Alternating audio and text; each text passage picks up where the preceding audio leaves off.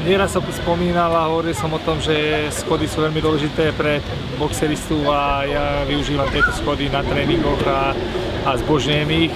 To je jedno, či to je na štadióne, alebo či to je v tréningovej hale, alebo v nejakom baráku, ktorý je nejaký 9 alebo 10 poschodový činžiak, alebo činžiakový dom, alebo v prírode.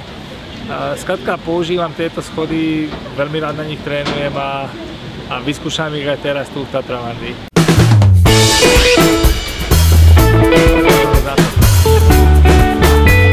Úplne som nadšený. Srdce mám, tep mám 280.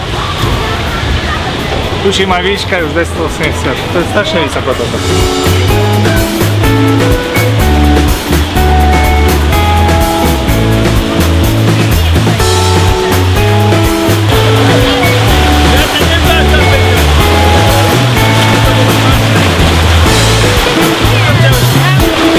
To bolo senzačné.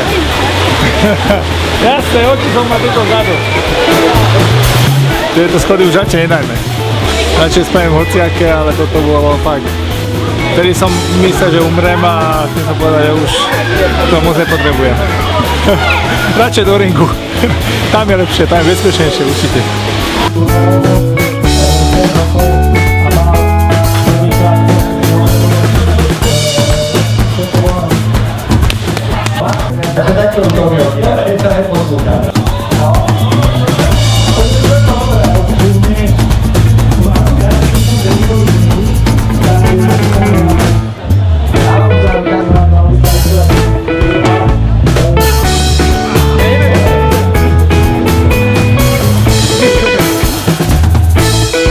Teším sa na Tatralandiu, lebo nás čaká fakt taký bohatý program a zahrám si úlohu animátora, potom tu zaboxujem s nejakými mladými chlapcami, s deckami, bude tu box v bazéne.